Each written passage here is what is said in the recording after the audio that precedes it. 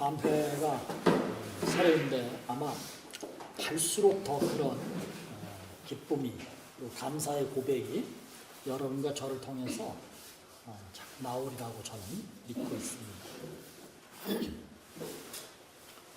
디베리아의 갈릴리 바다 건너편이라고 오늘 본문 말씀 시작하고 있어요. 그러니까 갈릴리는 원래 호수죠, 호수. 이스라엘은 위에는 갈릴리라는 호수가 있고 그 호수의 물이 요단강을 따라서 쭉 흘러 내려오다가 저 아랫역으로 가게 되면 지중해 가기 전에 사해라고 하는 또 작은 바다가 있어요. 이것은 호수는 아니고 열려 있으니까 바다라고 부르는 건 맞는데요. 사해는 염도가 너무 높아서 고기가 없다고 그러죠. 그래서 죽은 바다다 뭐 이렇게 부르기도 해요. 근데 이제 더 사해라고 부르는 것은 사해는 바다랑 면에 있기는 한데 사실은 육안으로 보이는 출구가 없어요. 물이 흐르질 않아요. 그래서 죽은 바다라고 부르기도 하죠. 어쨌든 이 두 개의 호수로 구성되어 있는 게 이스라엘인데 북쪽의 헬몬산 가까운 쪽에 가게 되면 이 갈릴리가 꽤 커요.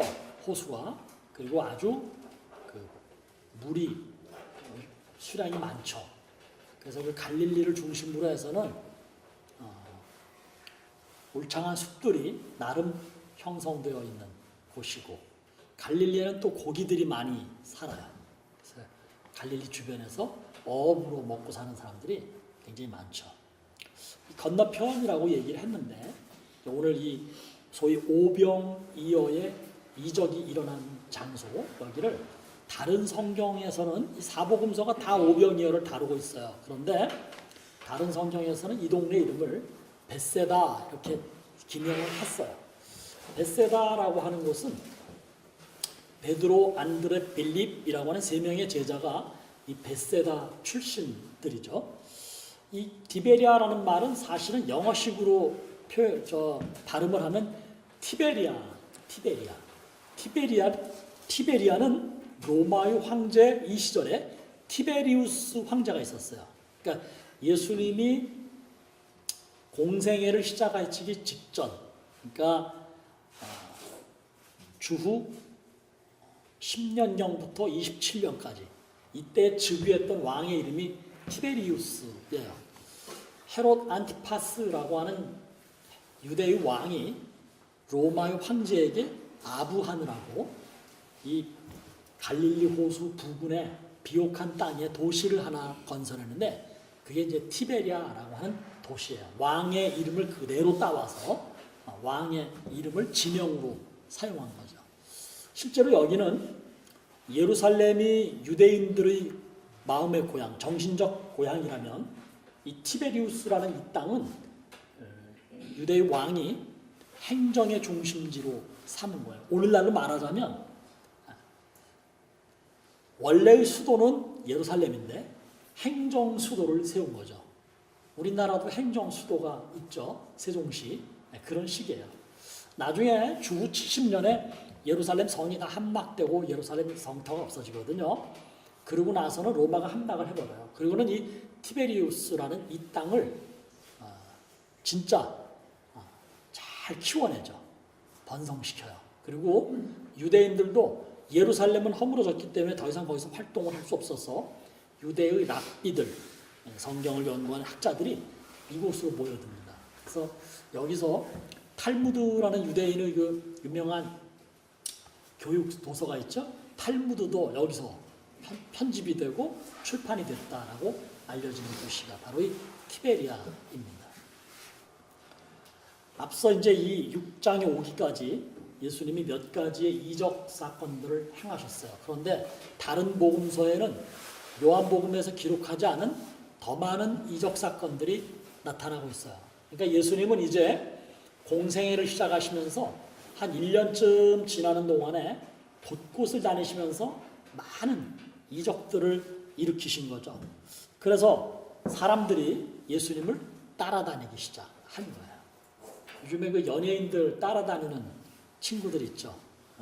중학교 2학년쯤 되면 그런 일들을 이제 보통 시작하죠. 예송이는 하나? 아니냐? 예진이도 하냐? 아닙니까? 네, 좀 다른 2학년이군요. 네, 네. 사생팬이라고 그러죠. 개인적인 그 생활까지 다 그냥 침투하고 알아보고 알아내고 그러면서 막 따라다니는 팬들.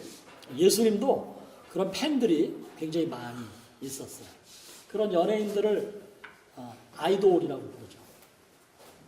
아이돌이라는 건 원래 영어죠. 근데 이 아이돌은 원래 아이돌은 그 나무나 돌 같은 걸로 이렇게 쪼아서 만든 우상을 얘기하는 우상. 귀여운 뭐 인형이라고 하지만 사실은 우상을 이야기하는 거예요.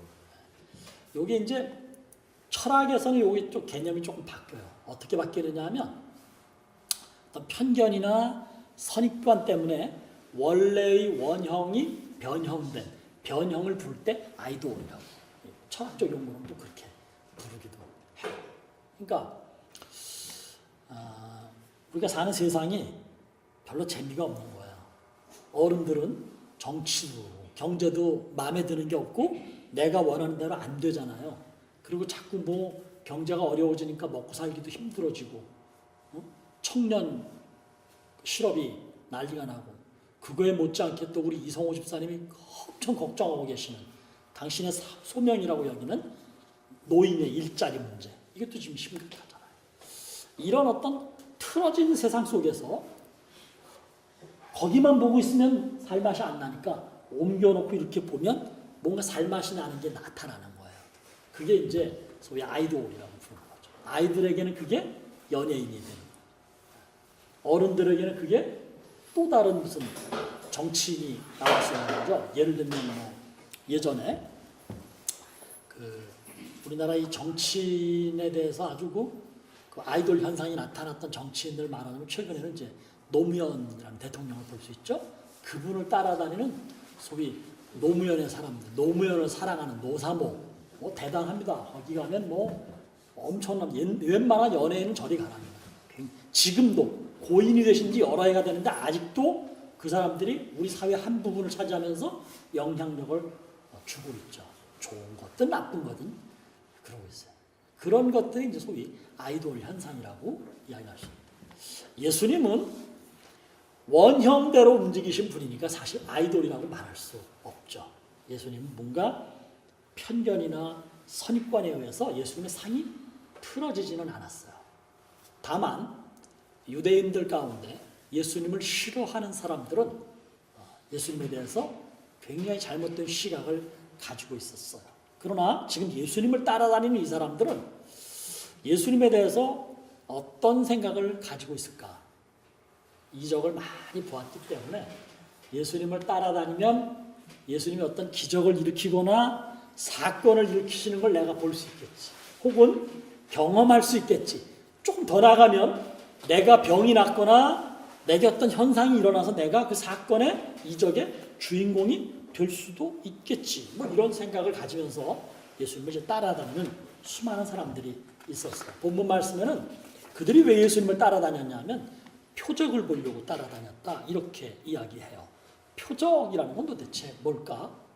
표적은 이제 그냥 일반적인 단어로는 타겟을 표적이라고 그러죠. 뭐 총을 쏘거나 활을 쏠 때 그 타겟, 목표물, 목표점, 그걸 이제 표적이라고 하지만 성경에서 표적이라는 것은 다른 의미예요. 성경에서는 예수님이 공생애를 사시는 동안에 행하셨던 이적 사건들을 전부 표적이라고 불러요. 겉으로 드러난 모양새들인데 이게 이제 단순한 사건을 넘어서 표적이라고 부르기 위해서는 세 가지 조건이 필요해요. 첫 번째는 초자연적 사건이 자연계로 들어와야 되는 거예요. 초자연적이라는 것은 우리의 오감, 우리의 이성, 이걸 뛰어넘는 세계를 초자연적 세계라고 말하는 거죠. 그러니까 뭐 우리는 3D의 세계에 살고 있지만 4차원의 세계에서 일어나는 일, 아니면 우리의 육안으로 볼 수 없거나 우리의 이성적으로 이해할 수 없는 어떤 사건들, 그걸 이제 기적이라고 또 얘기하는데 그게 우리 눈앞에서 일어나는 거예요. 우리 오감으로 확인할 수 있는 거예요. 이런 것들을 이제 이적이라고 해요. 그냥 쉽게 말하면 눈 먼 사람의 눈이 떠지거나 귀 먼 사람의 귀가 열리거나 병이 고쳐지는 거죠. 죽은 사람이 살아나거나 예수님이 하셨던 기적 사건들이에요. 두 번째는 인간이 가지고 있는 소위 합리적 생각, 합리적인 이해도 이걸 뛰어넘는 사건. 예를 들면 예수님이 배를 타고 가다가 풍랑이 일었을 때 바다를 향하여 잠잠하라 라고 한마디 하시니까 풍랑이 멈췄던 사건이 있어요.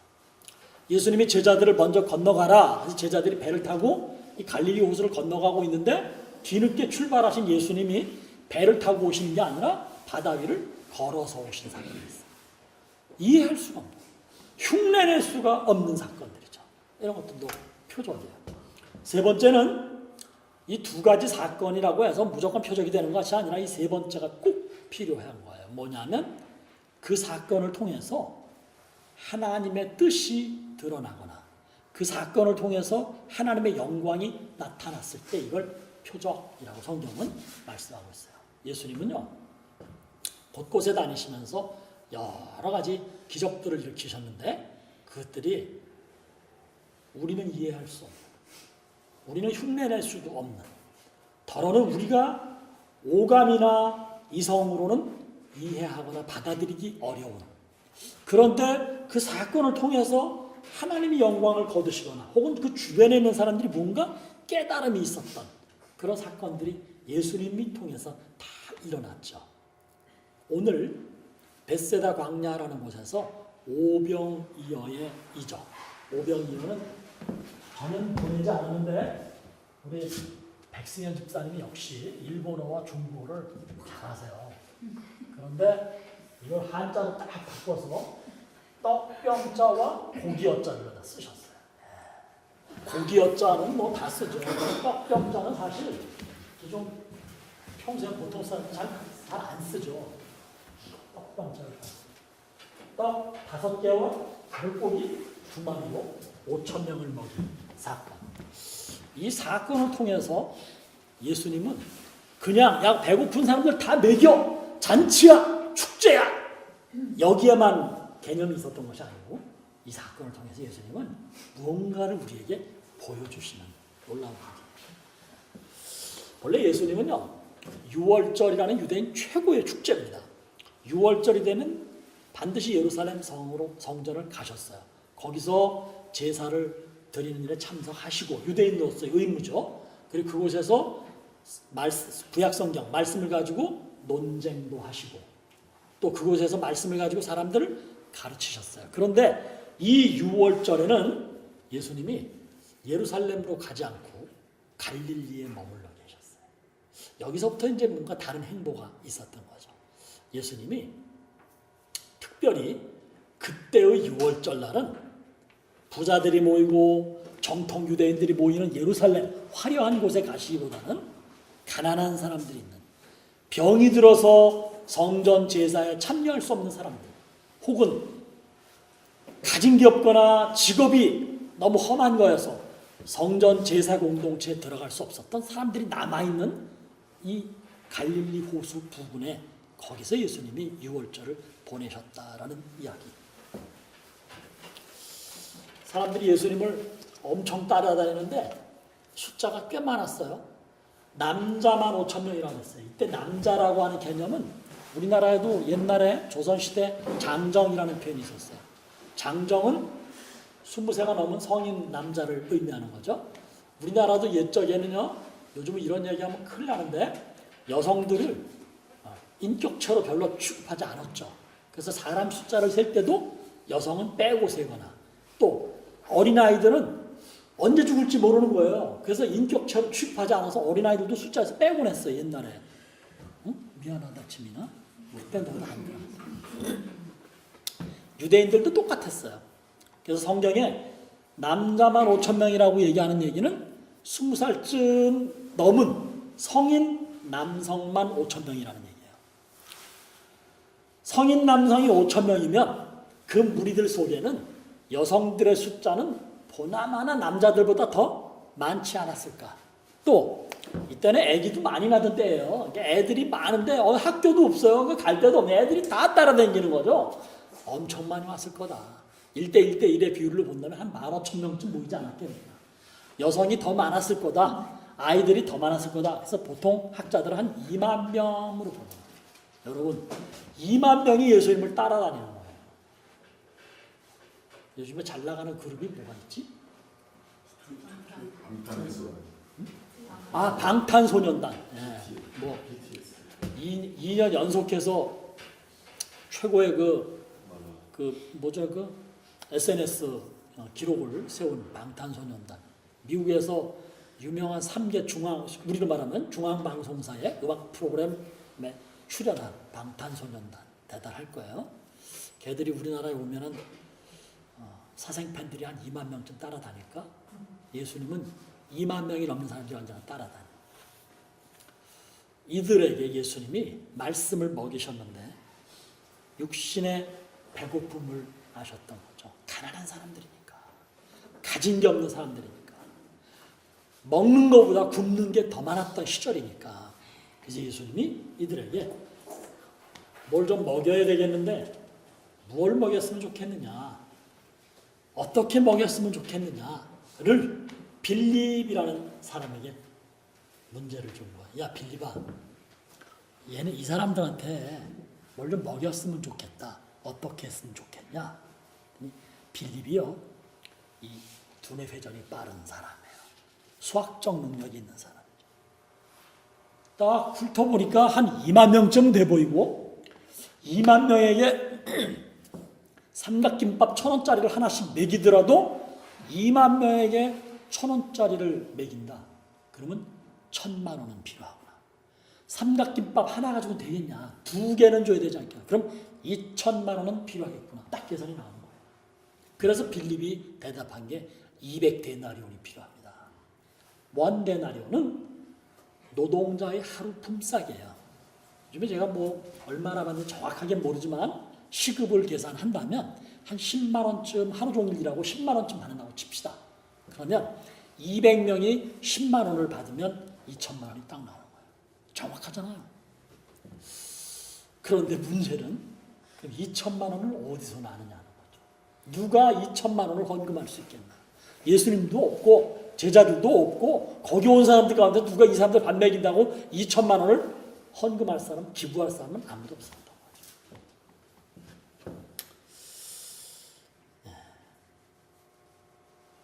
사람들은요, 항상 어떤 일을 앞에 두고 비용을 계산합니다. 나쁘거나 잘못된 건 아니에요. 당연한 것이에요. 그런데 그게 예수님 앞에서도 이 비용 계산하는 버릇은 여전한 거죠. 빌립이 누구예요? 예수님의 12제자 가운데 한 사람이에요. 예수님의 12제자 가운데 한 사람이었다면 빌립은 그동안 수도 없이 여러 번 예수님이 병든 자를 고치시거나 죽은 자를 살리시거나 여러 가지 이적들을 행하시는 것을 계속 경험했어요. 그것도 아주 가까이에서 직접. 그럼에도 불구하고 여전히 빌립이 이 사람들을 어떻게 해서 먹였으면 좋겠냐? 라고 물었을 때 빌립은 이게 무슨 물음인지도 몰랐고 뭐라고 대답해야 될지도 잘 모르는 빌립이 빨리 머리를 굴려서 2천만 원이 필요합니다. 200데나리온을 언급한 거죠.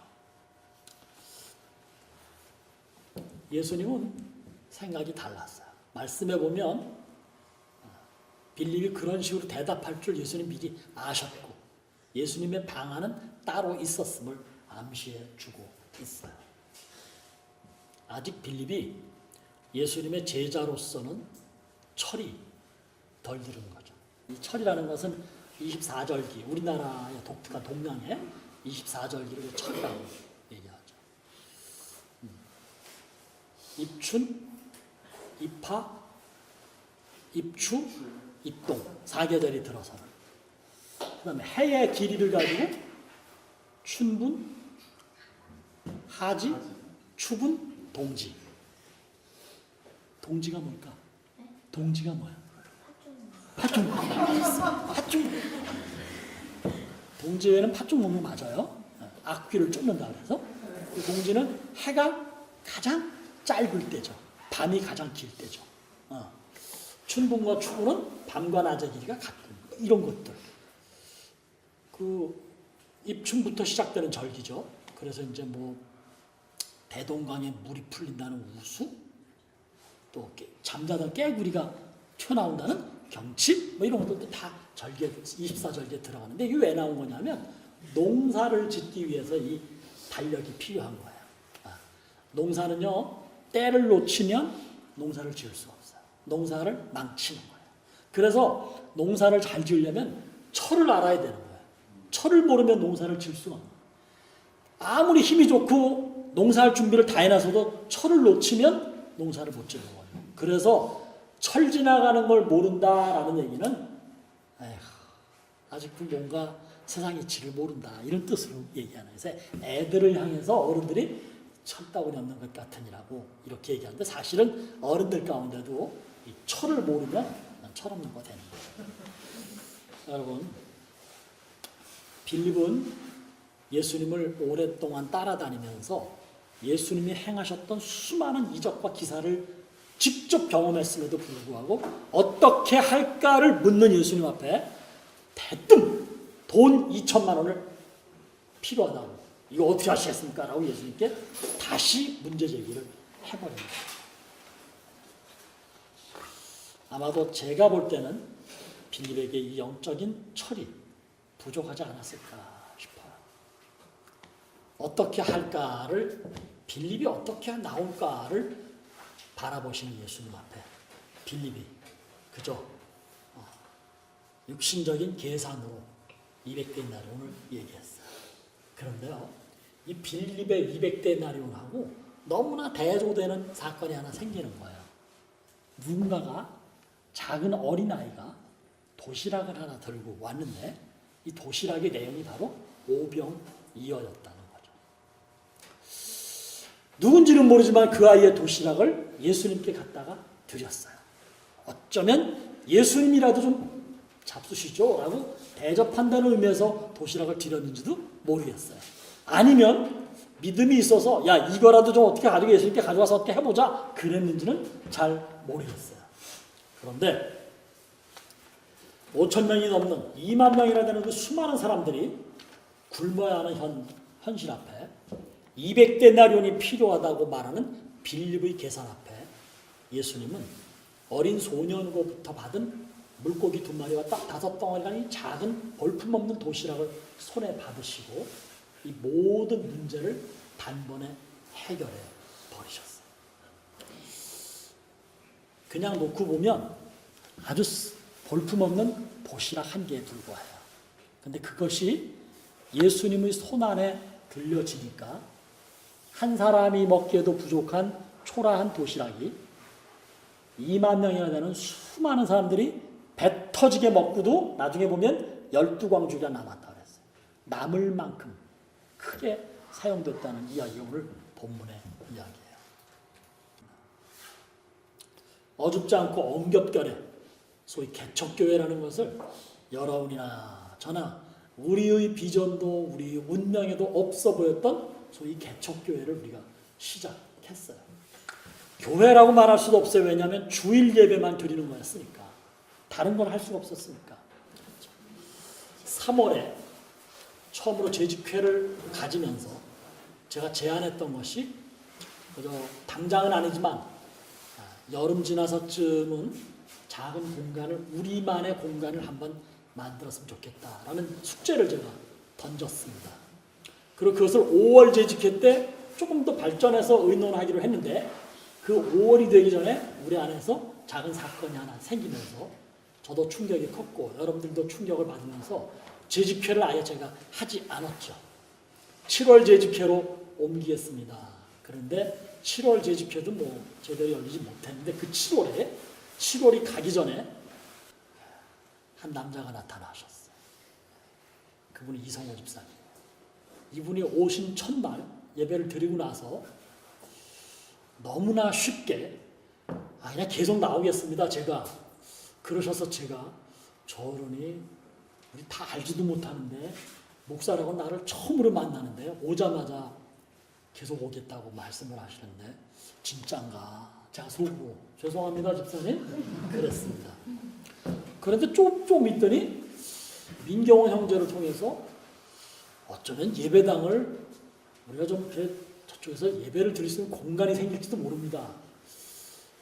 그래서 그때 마포 짜장면집에서 짜장면 우리가 먹은 날 저는 여기를 와서 봤어요. 제게 주소를 가르쳐 주셔서 와서 보니까 건물이 아주 훌륭해요. 여기 들어오진 못했지만 여기서 우리가 예배를 드릴 수 있을까? 반신반의 하면서 조금씩 기대감을 가지고 기도했어요. 이성호 집사님에게는 지난 3개월이 속이 까맣게 타들어가셨을 거예요. 제가 짐작컨대 동방 사회적 협동조합을 인수하시면서 이름을 동방으로 바꾸고 이 건물을 놓고 무려 3개월을 넘게 이 건물주와 줄다리기를 해왔으니까요. 이게 뭐 처음엔 판다 그랬다가 나중에 안 파니까 임대를 주겠다. 임대를 어떻게 할 거냐 가지고 계속 줄다리기 하셨고 임대료가 뭐 상상을 초월하는 돈이니까 이런 재정 문제도 해결이 되는 입장에서 이성호 집사님이 우리에게 거기서 예배드릴 수 있도록 해드리겠습니다 라고 말씀하셨지만 3개월이 지나오는 동안에 참 이성호 집사님 참 체면도 많이 아니셨을 거고 말씀을 안 하셨지만 속이 까맣게 타셨을 터인데 급기야 오늘 우리가 이곳에 와서 예배를 드리게 됐습니다. 한 주간 동안 제가 이 설교 본문을 묵상하면서 하나님은 참 놀랍구나. 베세다 빈들에서 일어났던 오병이어의 사건을 이번 주에 우리에게 주시면서 우리가 예배드릴 이 동방사회적 협동조합의 사업, 이 지하 공간이 어쩌면 우리에게 2만 명이 넘는 사람들이 배 터지도록 먹고도 12광주가 남았던 오병이어의 이적이 일어나는 영적 현장이 되는 거구나 라고 저는 믿음으로 고백합니다. 아주 어줍지 않게 시작된 우리 교회인데 하나님은 우리가 별 노력 기울인 게 없음에도 불구하고 제가 우리 이성호 집사님을 뵈면 어른이지만 이 표현이 뭐 어울리지 않지만 제가 참 외람되게 쓰겠습니다. 딱 어린아이 수준이세요. 저분은 뭘 감추고 살지도 못하고 저분은 뭘 해야 되는 게 있으면 그걸 다음으로 미룰 줄도 모르는 것 같아요. 제가 이렇게 몇 번 대화도 하고 밥도 같이 먹으면서 보니까 늘 그렇게 살아오신 것 같아요. 하나님은 어른 흉내를 내는 어른도 아니면서 어른 흉내를 내는 저 같은 사람에게는 절대로 도시락을 맡기지 않습니다. 어른임에도 불구하고 어린아이와 같은 마음과 인격체를 가지고 있는 이성호 집사님에게 도시락을 맡기셨어요.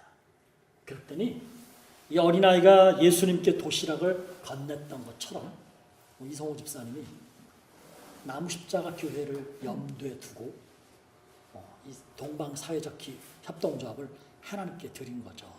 그러니까 하나님께서 긍휼히 여기셔서 일을 되게 하셨고 급기야는 여러분과 제가 있는 나무십자가 교회가 이곳에서 예배를 드릴 수 있도록 이끌어 가셨다고 저는 그렇게 옆에서 본 거지만 목사의 믿음과 목사의 눈으로 해석합니다.